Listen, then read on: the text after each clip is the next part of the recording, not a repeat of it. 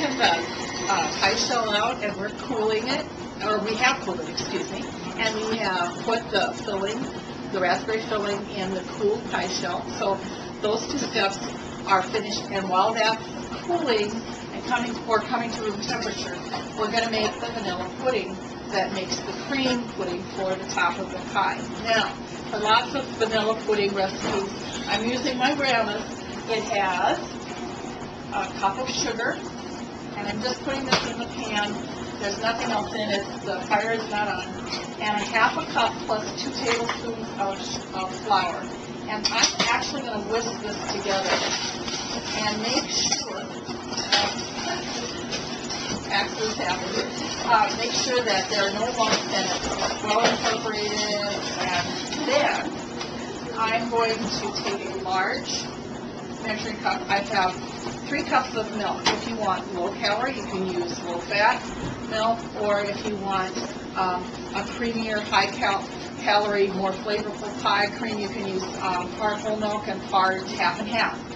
I know that a lot of people will put their eggs in after the custard is made, but I actually do what my grandma did, and I take the 2 beaten eggs and I put them in the milk. I whisk it together,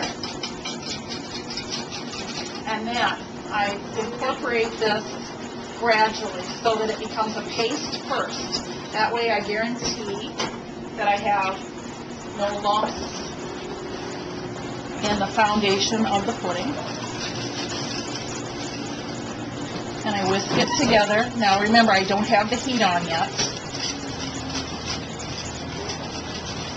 And I make sure that the flour and the sugar and a little bit of the liquid is well incorporated and creamy in texture. And then I gradually add the rest of the egg and milk mixture.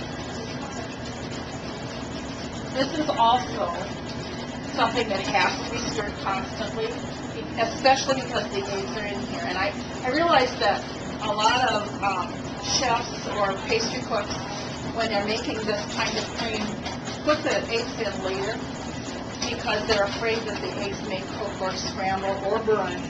So I've just learned to make sure that the heat is on medium-high at first, and that I stir constantly. Now that that is well incorporated and smooth, I'm going to use my wooden spatula, and I'm going to gently stir as this comes to a boil. When it does, I'm going to turn it down and keep stirring it for a couple of minutes so that the flour taste vanishes as it's cooked. One thing, if you don't prefer this flour thickening, there are lots of recipes with cornstarch or other kinds of thickeners, including tapioca.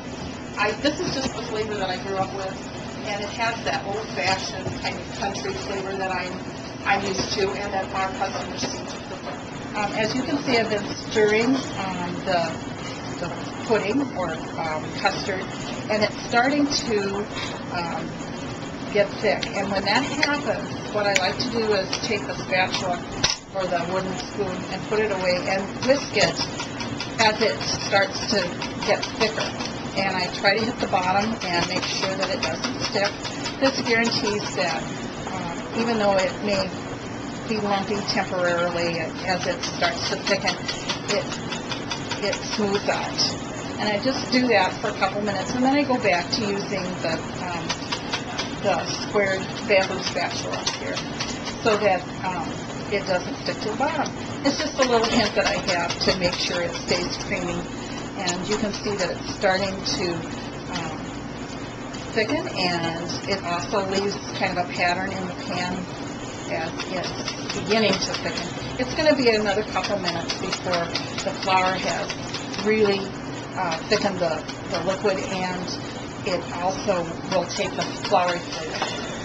The pudding has been cooking for about 2 more minutes, and it is thickening even more. You can see the consistency now.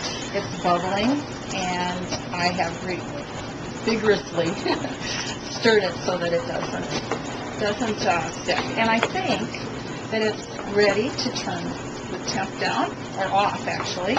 And I'm going to add another tablespoon of butter. Now, this one is probably optional if you use half and half or whole milk. But if you're using 2% or a low-fat milk, I think it helps add flavor as well as make it a silky consistency. And then I add a teaspoon of vanilla, and I'm very used to just doing this. You can err on the side of more. I would make sure there's plenty of vanilla, that's all. I like that vanilla flavor in contrast to the tart raspberry filling. And stir this in and let it can be poured right over the raspberry filling in the pastry shell as long as the raspberry filling is cool. And I'm going to finish that. It looks great. And pour it over that. Okay. All right, we are going to put the finishing touches on the raspberry cream pie here. And my mom has a pie crust as what it should look like as it comes out of the oven. This one isn't quite perfect, but it's pretty close. The one that was perfect, I've already put the thickened raspberry in the bottom of the shell. And now I'm going to put the cream or the custard in. I cooled it. While this was cooling, I put this in a container and put some plastic wrap on top.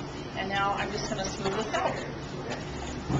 And now when we were little, my mom used to put another